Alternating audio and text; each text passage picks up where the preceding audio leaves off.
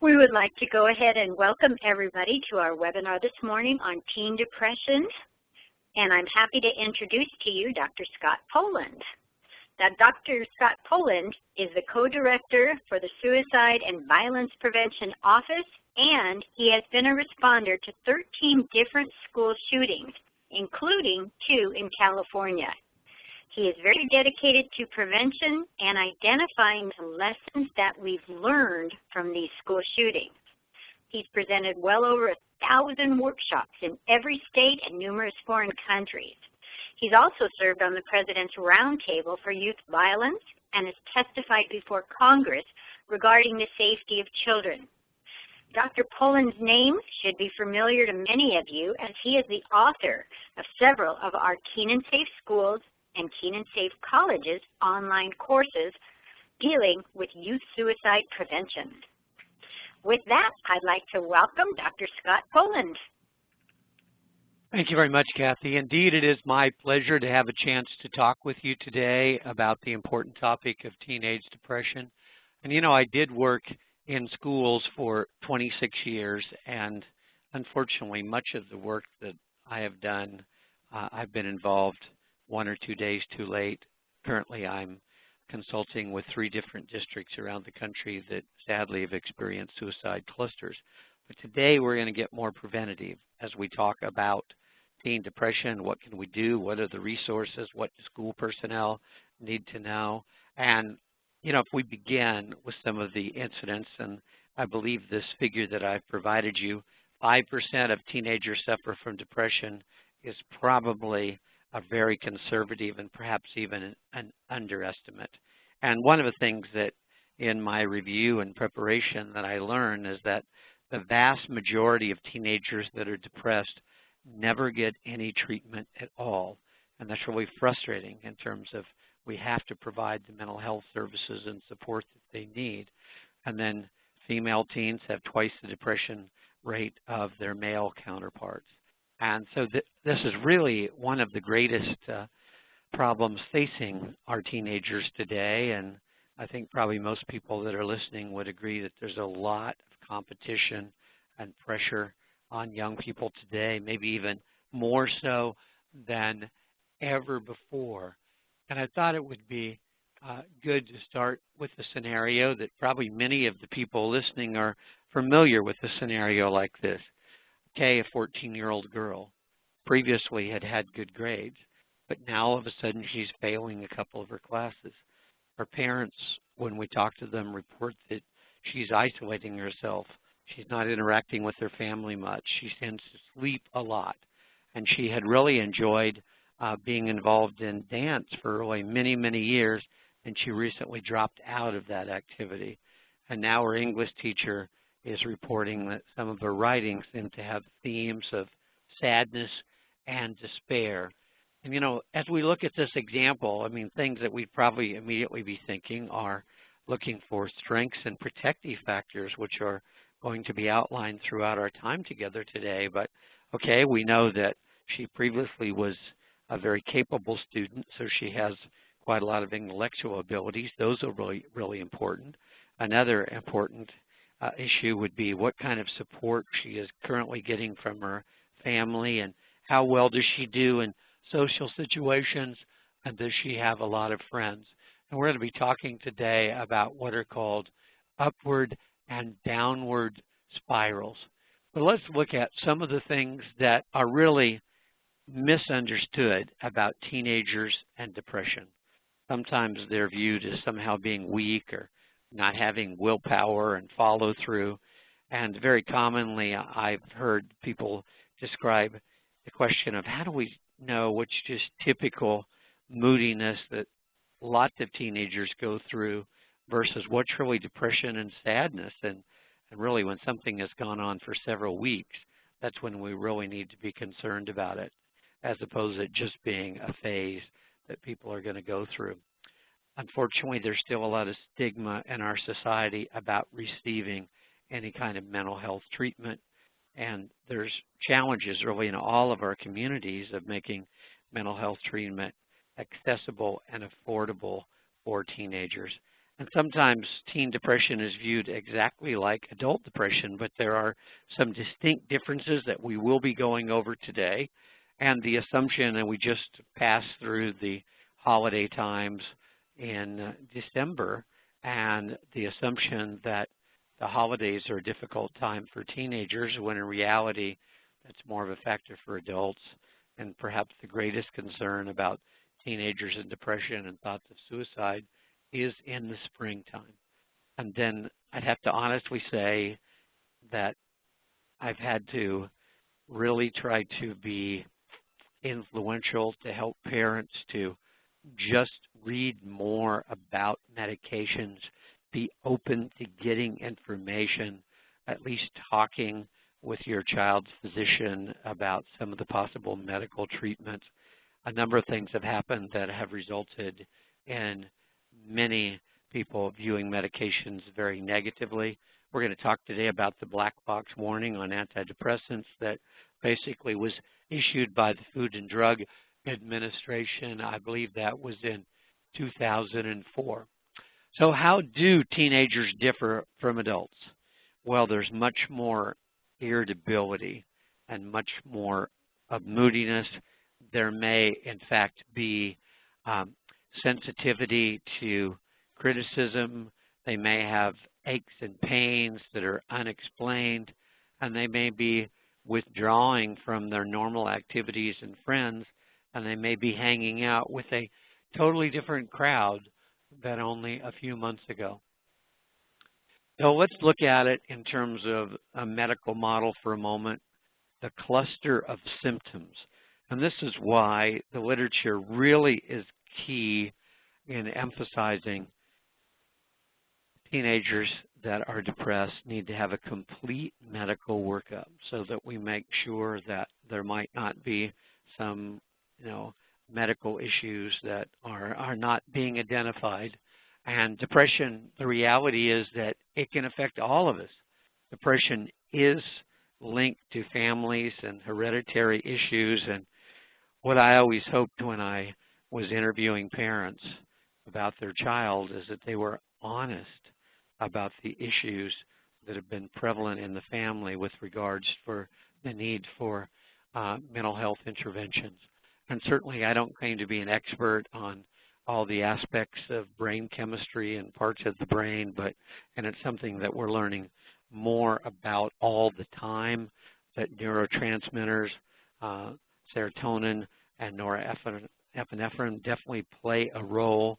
And this is why some of the medications can be so effective, because they address some of the issues with regards to chemicals in the brain. So some facts for all of us to keep in mind. It's much more than moodiness. Depression has many faces. Teenage depression, the diagnosis may essentially coexist with other diagnoses such as conduct disorder, attention deficit disorder, and anxiety disorders. And one of the things working in the schools that I often found, a child with ADHD, and really it's never addressed. Parents are not really understanding of what the issues are. School personnel are not very understanding, sensitive, not providing modifications. So there's really no parent training, no modifications at school, and yes, and sometimes no needed medications are received. And what I would often find is a pattern of depression by about 5th grade, and that was very much a big concern in terms of lack of treatment can result in lots of frustration, being in trouble a lot, and depression, and really a lack of friends and support. In fact, even having classmates actively avoid them. Medication has helped many depressed teenagers. It's very important for us to keep in mind. It's treatable, and the research says about 80% will benefit from the most common treatments. And it also a very dramatic statistic indicating that a depressed teenager gets treatment and almost immediately suicidal thoughts and attempts change dramatically. So how do we determine, whether depression is really present, whether it's clinically significant. And this definition really talks about something being severe enough to interfere with a student or young person's ability to function. There's impairment in really all aspects of their life, social, academic, and emotional functioning. And as we started with the scenario of Kay, certainly she was experiencing academic impairment. She was starting to withdraw from family.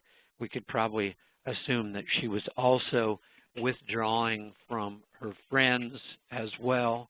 And I'd like to talk a little bit about what has been called the downward spiral with teenagers and depression. So initially, there's some frustration, there's some unhappiness. This is followed by the young person withdrawing and spending more and more time alone and isolated. And with that isolation, they become more depressed, and then they become less active as they've dropped out of activities, maybe even stopped any kind of physical exercising, and now they've gotten increasingly depressed. And where I used to work as a school psychologist, I was often pulled into situations with employees that something has happened, some kind of traumatic life event, their partner's left, some major issue in their life, and they're exhibiting some signs of depression. And when I would talk to them and ask them about what type of things have helped you in your life before when there were difficult times, and they would talk about the importance of positive thought, they talk about exercise, they talk about staying involved with friends and family and doing the kind of things that help them to feel good about themselves. And then they would very often say, but ever since this happened, I'm not doing any of those things.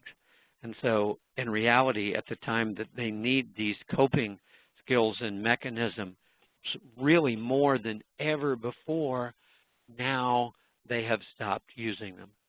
Now let's talk about what's been called the upward spiral with regards to a teenager. Well, they have a success experience. Maybe they're a girl on the volleyball team and they serve the winning point, and they feel good about that.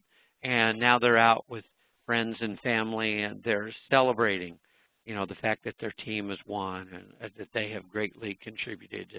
And now they are starting to feel even better about themselves. And then hopefully when there's a test in school that week, they ace it and get a good score. And now they feel really good.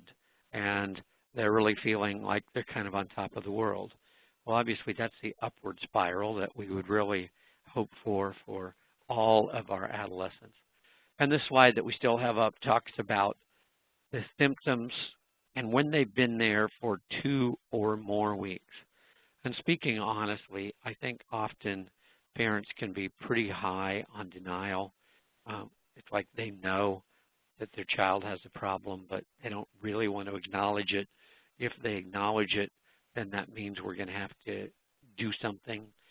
We're going to have to involve some people outside of the family. And these symptoms they affect mood, they affect us physically, and they affect our attitude about almost everything. And of course, one of the things that I really believe strongly is that in our schools, we have to have staff members that know students and know students well. And if something doesn't seem quite right, we're going to inquire and offer support. And I was just in a faculty meeting here, and there was mention of a faculty member just felt that a student in a class last week, they just weren't quite themselves. And they personally reached out and talked with them and offered support. So with parents, and anytime I ever get a chance to talk to parents, I really emphasize don't hesitate to get professional support for your child. And if someone at school indicates that there's a concern and a problem, don't be defensive. Be collaborative and work with them, and follow through when you receive recommendations to get help out in the community.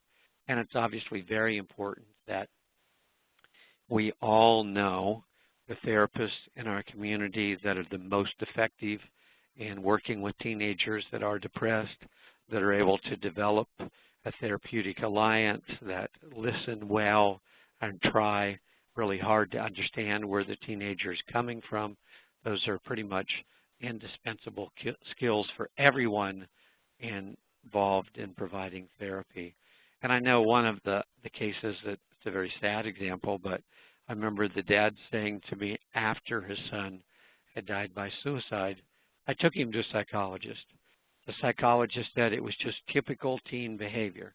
And this is why it's so important for all of us to be able to figure out what's typical teenage behavior and what is something that's really worrisome. And that thorough medical evaluation and having that complete history and knowing whether or not depression runs in the family will be very, very important. And I always talk with parents about their concerns about medication, hoping they'll understand exactly what medications do or don't do.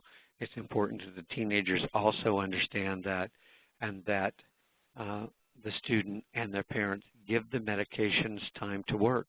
And if they have concerns about the medication, that they talk immediately with the prescribing physician, that they not just stop a medication and never go back, because in reality there are so many different choices of medications, and if one doesn't work, well, another one might prove to be very, very effective. So hopefully we have parents and teenagers that communicate when they are concerned. And the medications most commonly used, of course, are the antidepressants that we all know of as the SSRIs that include medications such as Prozac, Zoloft, Paxil, Luvox, and Celexa. Now, let's look at that black box warning. It came out in 2006. The reality is that the youth suicide rate has gone up since 2006, and many people theorize that fewer adolescents who desperately need antidepressant medications are receiving those because of that black box warning. So, and why is it there? And by the way, one of the people that I admire the most in the field of suicide prevention is a gentleman by the name of Thomas Joyner, who's written numerous books, and he may be like the guy, perhaps the best thought of in terms of having answers and doing the most important research about suicide prevention in our country. But I wanted to take a moment and tell you what his thoughts were about the black box warning. That yes, the clinical trials found some teenagers experience higher rates of suicidal ideation than teens that were on the placebo. But we really don't know exactly why that occurred. Most teenagers that take antidepressants experience welcome relief, but a few had agitation and insomnia. And of course, the bottom line that I'm sure everybody would agree with, we need to have those medications, careful diagnosis, and the medications monitored carefully. So what does this really look like? Seeing the teen once a week for 4 weeks when they're starting on an antidepressant. Then seeing them every 2 weeks after the first month. And if there are issues and problems, obviously see the teenagers much more often and really get to the bottom of what is going on. And what else can parents do? Well, very important that parents be there to actively listen. I think that all parents have a pretty good idea of what are the shared activities. When is it that their teenager will, really talk with them? And perhaps part of the strategy here is not only finding the right time and the shared activity where nothing else is distracting either one of you, but the parents really need to be in a listening and a reflective mode and be non-judgmental, of course, but sometimes we're too quick to say that we understand, and then the person is going to spend the next 20 minutes explaining to us how we don't understand, but we really need to reflect and listen and do our best to understand what the teenager's going through. And at the same time, our teenagers really don't want us to give advice and say, oh, do this, do that, and you won't have a problem. A concern I have is the academic expectations that are on teenagers today. A lot of teenagers are involved in many activities. Sometimes in our highest achieving schools, the teenagers are involved in so many extracurricular activities at school and the community that those cause the teenager stress. I actually like to say, and something I really believe, is that don't we want the teenager's life to revolve around their family, and perhaps limiting it to one extracurricular activity a season is the best scenario. I'm also very aware of the academic requirements to get into some of our flagship state universities, and to be honest, when my youngest was a teenager, I wasn't saying to her, oh, well, now that you've got a B, you can forget going to the best state university in the state. In fact, I was basically just trying to support her, recognizing how high achieving her school was and wondering what I could do to lessen some of the academic pressure that either the school or she herself was placing on all of this emphasis. Encouraging and modeling good positive mental health, and obviously this would mean that if a parent has some mental health issues themselves, well, I'm hoping they're getting treatment for them. And I think one of the biggest issues in our families today with the prevalence of divorce is to make sure that a teenager never feels in the middle between the separation or the divorce of their parents, and have everybody communicating and being very positive with their interactions about their spouse or their ex-spouse. And, you know, the literature basically says that teenagers are chronically sleep deprived.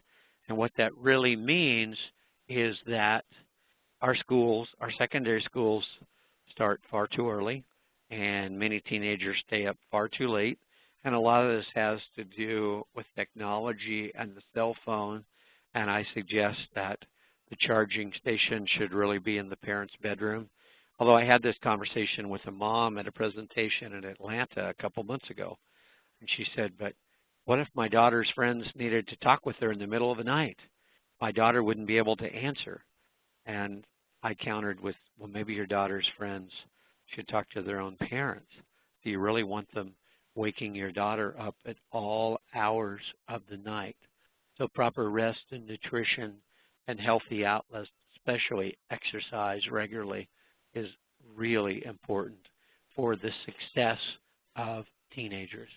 So I talked earlier about depression may run in the family, parents modeling the right things, recognizing that a mental health problem for one person in the family very, very much be affecting the others, and really getting them involved in therapy and treatment and increasing the understanding so that everybody feels on the same page.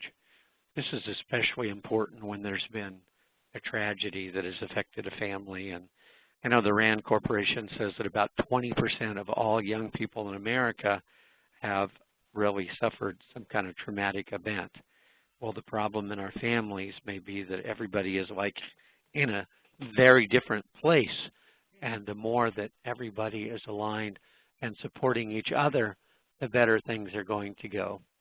So let's look specifically at school personnel, knowing the signs of depression.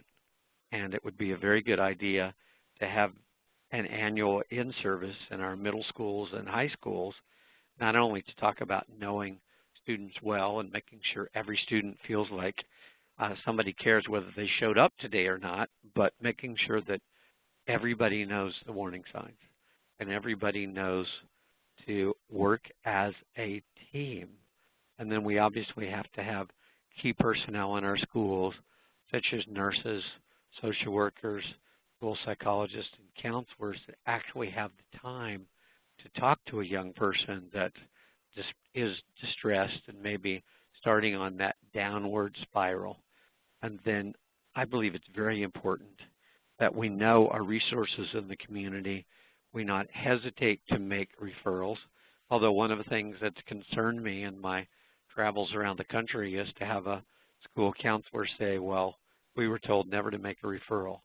But when I used to run a large department, my response was, you need to tell families what it is they need to do that's going to help their child, and I am going to stand behind you. So we need to be able to make those referrals, but very importantly, we need to be able to make the referrals to the practitioners and mental health resources in our community that are known to be effective with teenagers. And in the suicide literature, a very famous person is a guy named Dr. David Jobs. And he had an interesting quote. He said, perhaps the black box warning should be on the therapist.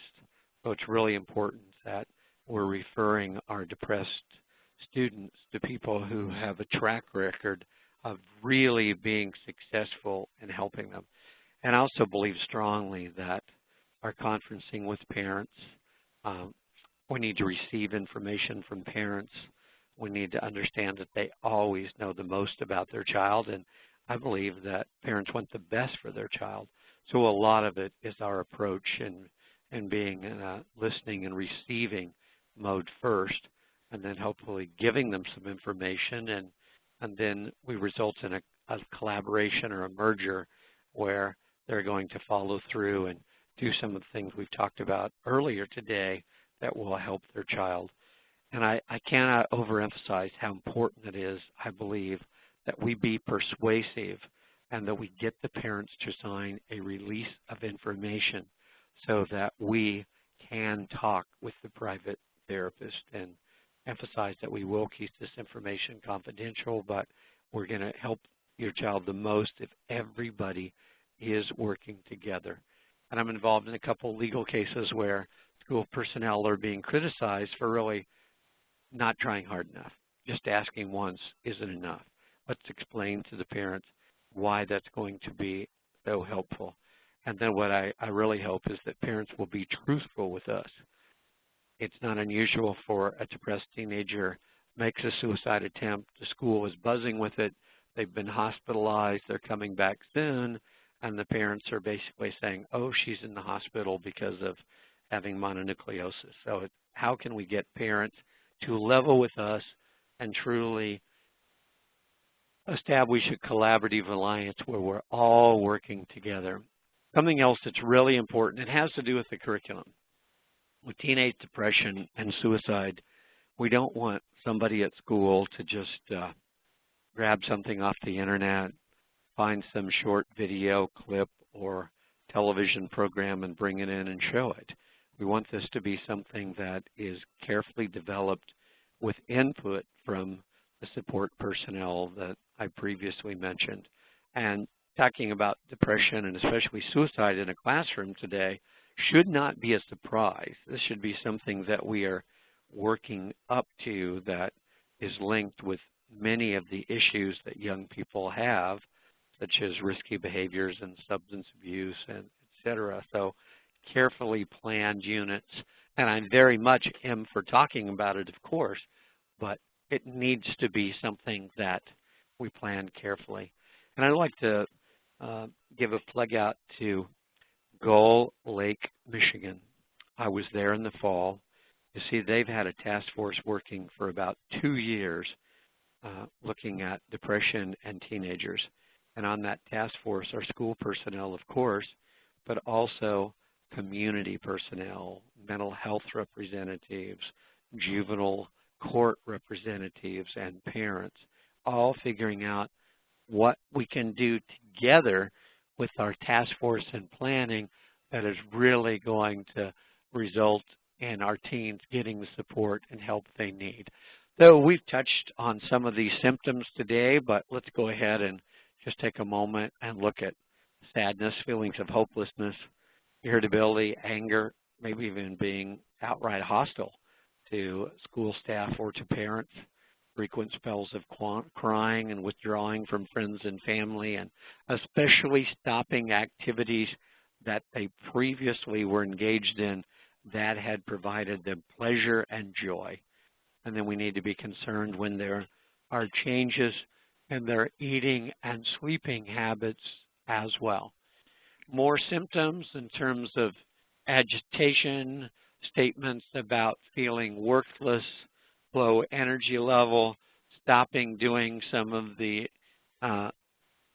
physical activities that they have, been involved in before that have been very helpful.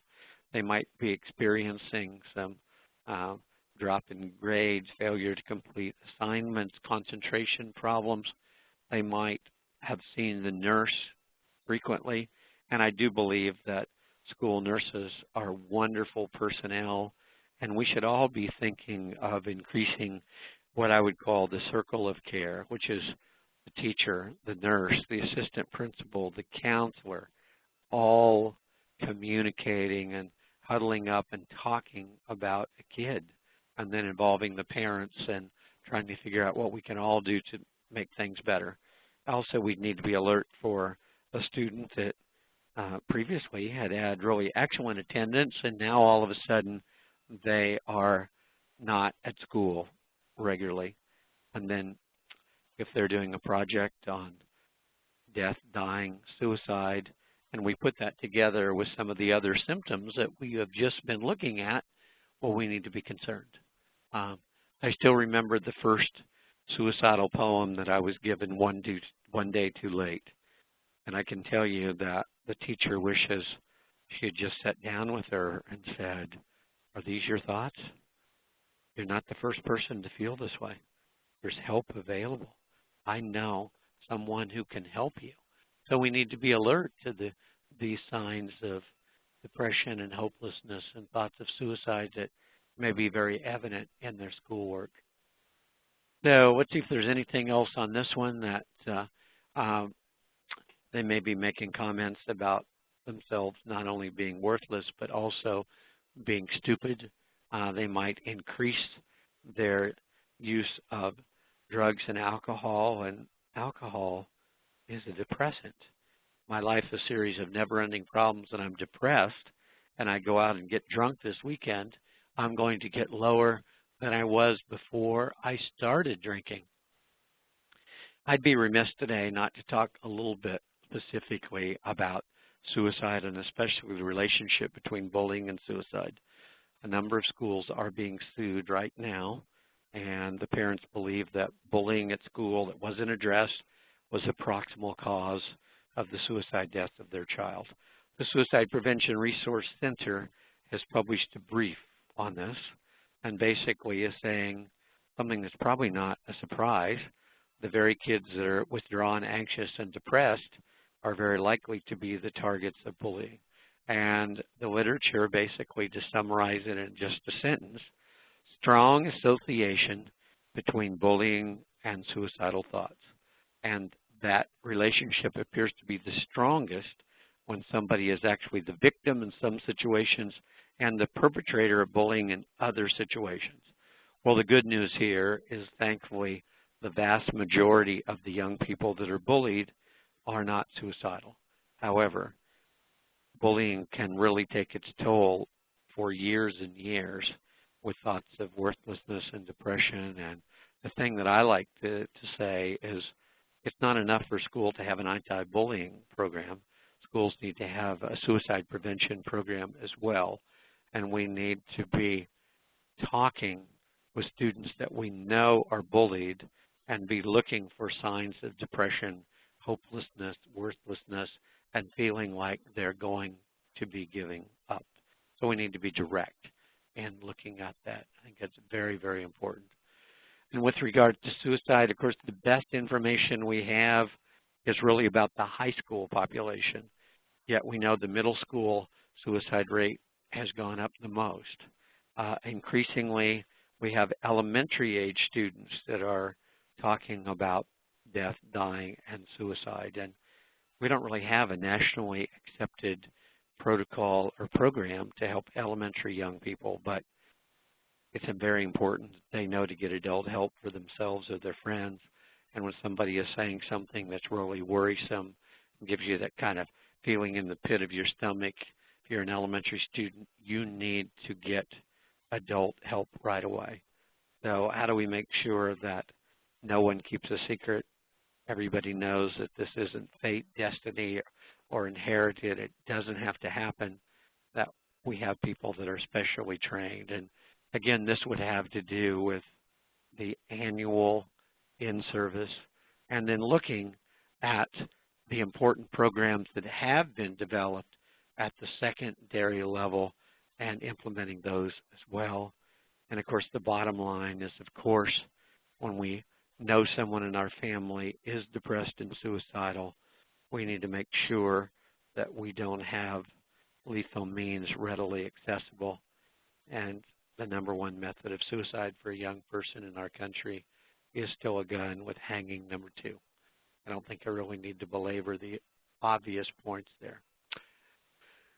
I think it's really important that everybody who works in a high school is familiar with the Eustress behavior surveillance data.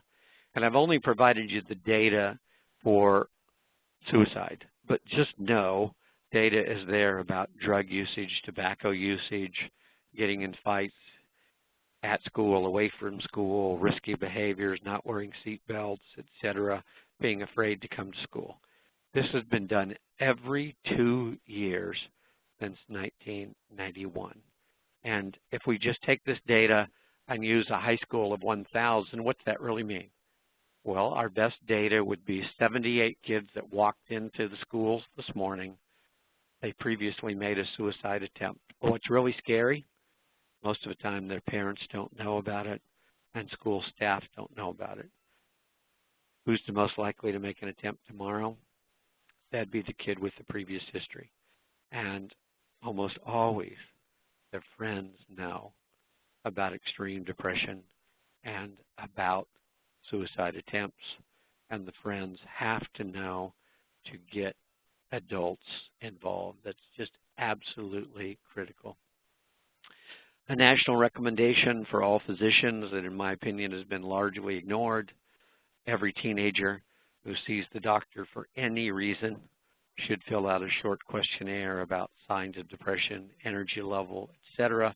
It should be scored before that person ever walks out of the doctor's office, and that physician needs to be very familiar with the community resources and how to intervene.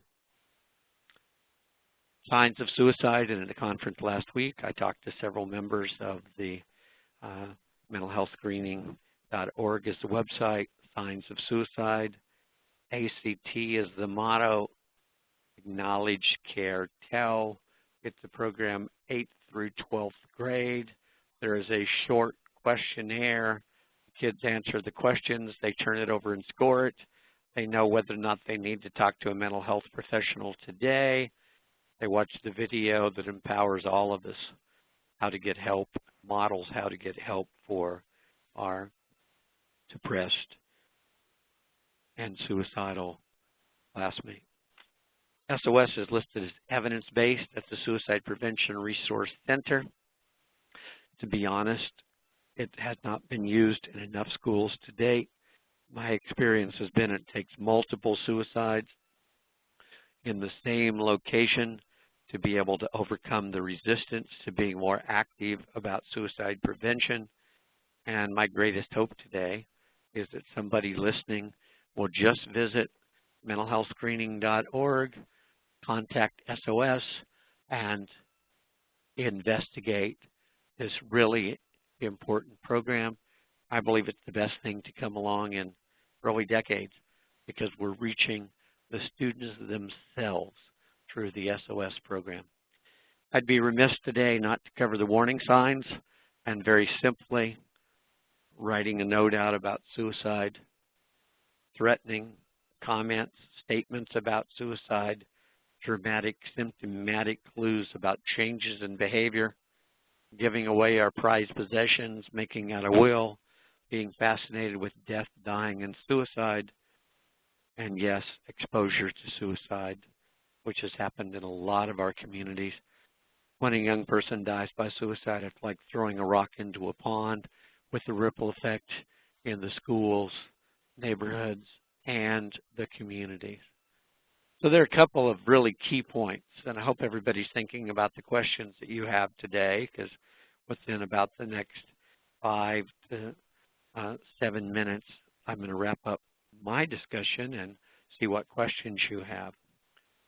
So, overwhelming recommendation: get the teenager evaluated, get them treatment, be persuasive as you talk with parents, and know the resources in your community and where teenagers can get the best treatment. Recognize there are biological factors, there's factors with genetics. Depression can be triggered by some kind of distressing life event. There might be abuse going on in the family. There may be a breakup of a romance or a relationship that is extremely significant to a teen. And my saying, oh, let me tell you what happened to me when I was 14 and how I got through that. That's not the approach. This is hard for you. You're not sure what to do. You're worried that there may not be another relationship for you. So that reflective listening and really demonstrating that we understand through our comments is extremely important as we reach out. We do know that depression does run in families. We also know the most effective treatments involved cognitive behavioral interventions or talk therapy and medication. And as I said in the beginning, those treatments work 80% of the time. That's what a review of the literature found. Treatments work. So we've got to get depressed teens to where they're going to be treated. And perhaps the biggest word in all of counseling and psychology today is resiliency, which is largely a learned behavior. And what is it that allows one person to bounce back from traumatic event and downward spiral, but for other people, it's like they're never going to be the same. And the difference tends to really focus on, and the American Psychological Association has great research about this, but when we're surrounded by loving and caring family and friends, we do better. When we maintain a positive outlook about the future, we're optimistic, we do better. When we are comfortable venting and sharing strong emotions, we're going to do better. And when we use those problem-solving skills that hopefully have been modeled in our families, and we build on the things that have helped us when something sad happened before, then we're going to do better. These protective factors, and obviously I wish these were in place for every young person in the world. They come from the World Health Organization. Having a good relationship with other young people. But a problem I sometimes note is a kid with a lot of problems, who do they go to for help? Another kid with a lot of problems. And between the 2 or 3 of them, they don't seem to have enough sense to get an adult involved, knowing when to seek adult help.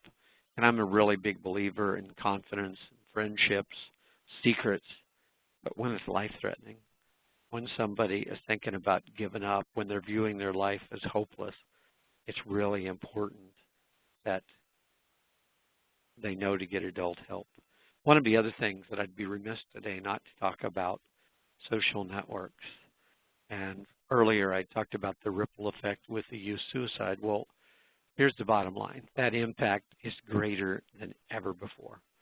Our depressed and vulnerable young people find each other online. And when there's a negative life event, it may affect a lot of them. And it's really important that our parents pay attention to social media and what kind of things are being posted. And when there's sad and traumatic things that are happening that affect schools, school personnel like counselors and psychologists and social workers need to really be checking and paying attention to what kind of things are being posted, what kind of things are being said, what kind of gatherings young people are having as they're trying to help themselves. We've already talked about the importance of good mental health care being affordable and accessible. Religion is a very wonderful protective factor for young people, whether it's the synagogue, the church, or the mosque. And we need the school environment that really focuses on the social and emotional well-being of children. We need to have initiatives at school that are about physical and mental health, and building the relationships and connections is extremely important. And earlier I touched on family cohesion and stability when I was talking about the reality that many young people feel in the middle about the divorces, or not unusual to have an 8-year-old say, I bet if I'd have been a better son and kid in the 3rd grade, I bet my dad wouldn't have left. And these coping and problem-solving skills are just critical for kids at all ages, as they just feel like, I'm a good person, I'm going to make it, I know where to get help. And hopefully they view the personnel at school as being a great source of assistance for them. And when somebody is successful academically, that's part of that upward spiral that is so important. Well, as you're starting to think about your questions, I'd just like to have a couple of concluding thoughts. Teenage depression is very treatable. And having worked in schools personally for 26 years, consulted in schools for the last 9 years, talking with school personnel almost on a daily basis, I frankly believe that we could have a lot more support for teenagers that are depressed. We could have a lot more programs to try to raise everyone's awareness of what to look for and what to do. And I very much believe that teen suicide is preventable.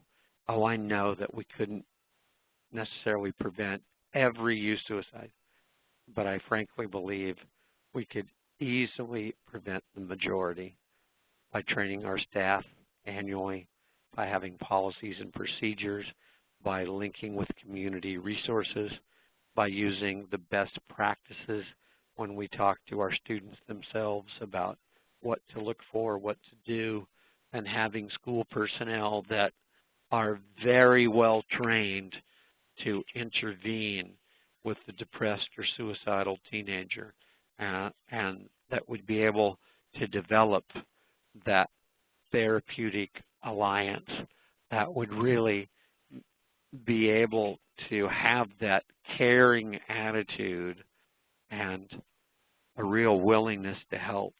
Sometimes school personnel will say, though, why does this happen at 2:15 in the afternoon? I have to decide in the next 15 minutes whether the kid gets on the school bus or not.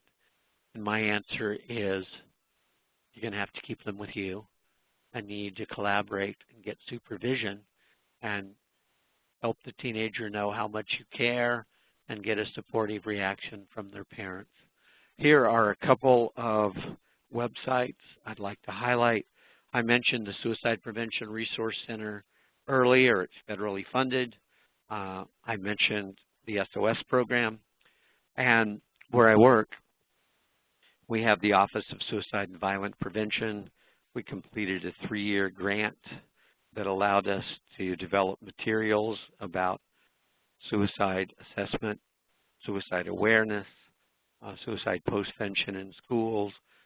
We publish newsletters, and we have a lot of information about teen depression and what to do.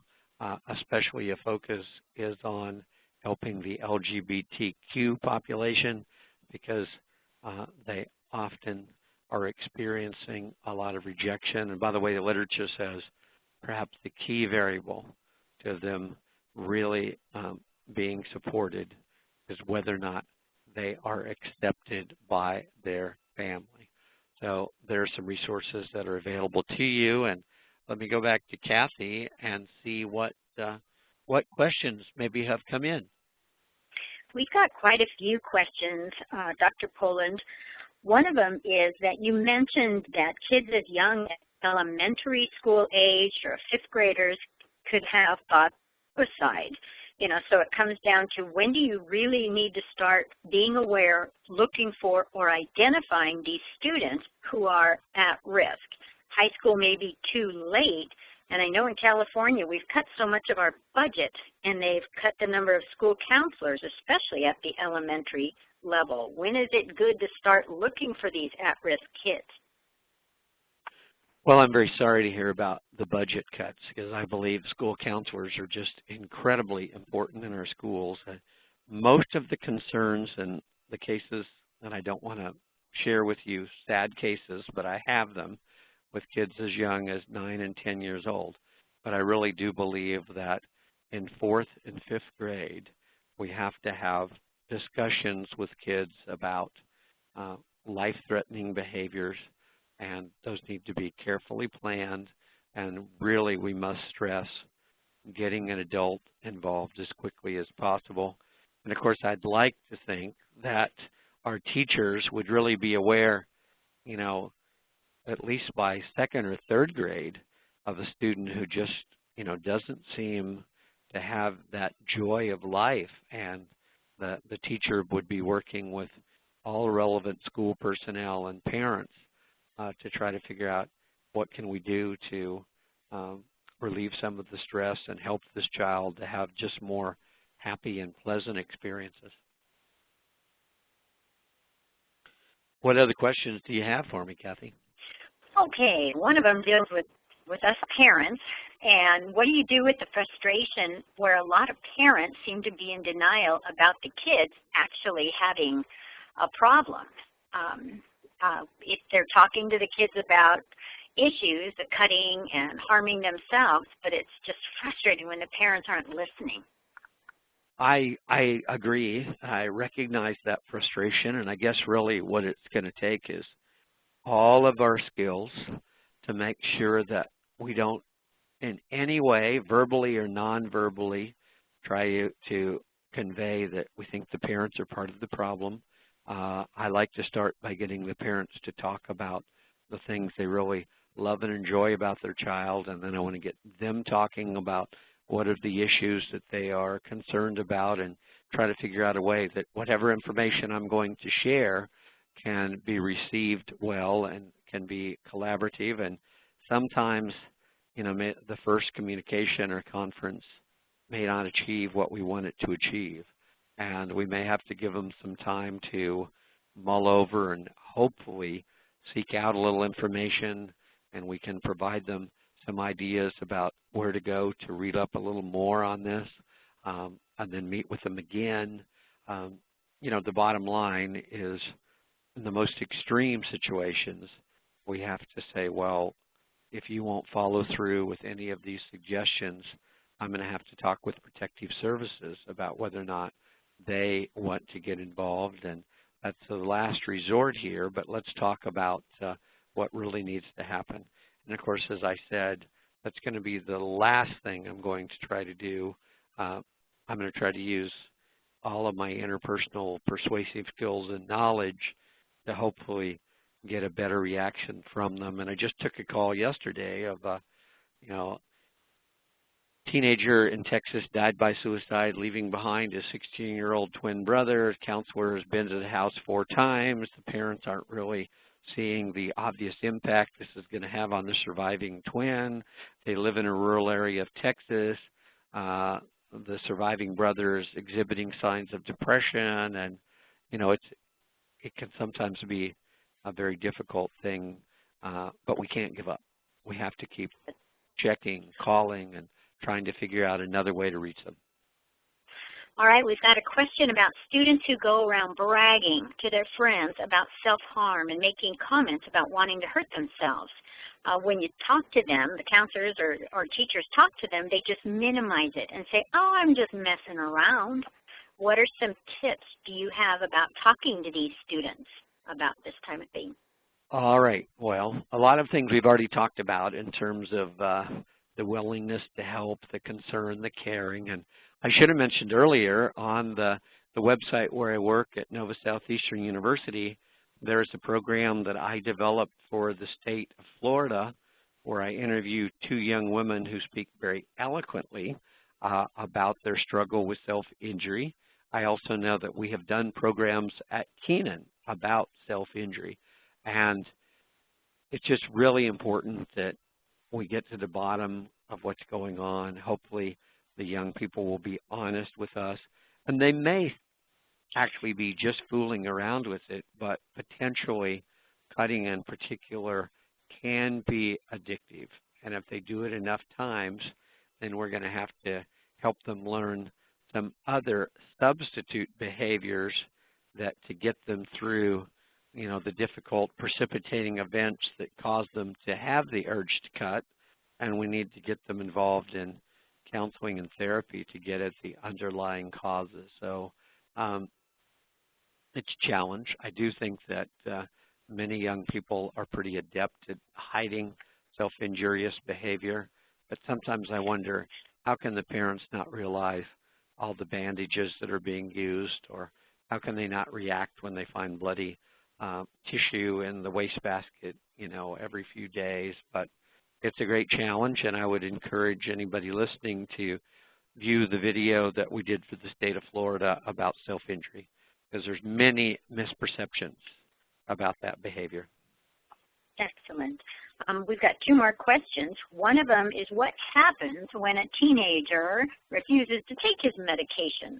Or when you have an 18-year-old who goes off of his medications on his own after years of taking these heavy-duty bipolar, ADHD medications, and the parents, nobody's got access to the doctor to even discuss it because of the HIPAA law. Well, a great challenge. What I'd like to think is that the young person who takes medication would realize what are the benefits. They would realize some of the limitations. They would be aware of whether or not there are any side effects. And the entire process involving the medical community has kept them really informed of the benefits, and therefore they would be less likely to go off of the medication on their own when they reach the age of 18. And perhaps a counselor, therapist, or parent could talk with them and try to get to the bottom of what's made them decide that they no longer need those medications. And I'm reminded of a young man who was on ADHD medications, and he graduated. He came back to see me. He'd been out of school for 2 years. He said, now I'm thinking about going to college. Do you think I need those medications again for ADHD? I said, well, what have you been doing while you've been off the medication? And he said, I've been roofing houses. Well, the difference between being on a roof with a hammer and being, you know, a member of an intro class with hundreds of classmates, those are pretty different activities. And hopefully the adults involved in the scenario that you mentioned can be patient and explore and get to the bottom of the young person's concerns. And maybe it's possible that there's another medication that might be more effective and might lessen some of the side effects or the reasons why they don't want to take the first medication. Okay. Another question. As a school counselor, if I believe that the parents are not taking possible depression or suicide issues seriously, does it become a Child Protective Service report? Well, I think it's a judgment call and the kind of thing that we would want to get supervision on from our colleagues or our direct supervisor. The reality is, unless there is either an eminent plan or there's a history of actual attempt, then it may not meet this threshold. But one of the things Protective Services in Texas used to say was, wow, we're sitting here debating whether or not we should make the call. Why don't we call Protective Services, let them know what our situation is, and then see what they say. Good idea. Good idea. The last one is, our campus has had 3 suicides in the last 2 years. What advice would you give to peer survivors to help them understand and grow resiliency? All right. Well, what I would really hope is that the peer survivors feel like they're involved in some kind of a project that's going to make a difference in helping the living. That might involve suicide prevention programs, funds. It might involve volunteering at the teen line I would hope that they have received support in their school and the community, so they realized that it was not one person or one thing or something they did or didn't do that was like the overriding issue. I often find that it may be years later, but this might be the surviving person that decides, I want to be a social worker or a school counselor, or I want to volunteer at the crisis hotline. And I know that I'm never going to be able to bring my friend back, but I'm going to feel good about what I'm doing to try to raise awareness. And what I generally find is that schools' responses to multiple suicides, which many times meet the definition of a cluster, are not sufficient, and there is a wealth of resources. I would particularly recommend the After Suicide Toolkit for Schools that's available from the SPRC that I did have a role in helping develop. And then on our website here at NOVA, we have a webinar on suicide and postvention, and we probably need to go back and look at what did we miss. Even though those deaths were a few years ago, who is potentially still our next victim? What could we do to improve our prevention efforts? Thank you very much, Scott. I know we will be posting the recording of this webinar along with several of the resources that you mentioned today. The Trevor Project has just put out a model policy for suicide prevention for school districts, and we will post that along with it. I'd really like to thank you for taking your time today, Dr. Poland, to share your knowledge and your experience with us. We definitely appreciate you participating. My pleasure. Thank you all for joining us, and hopefully we'll see you on the next webinar. Take care.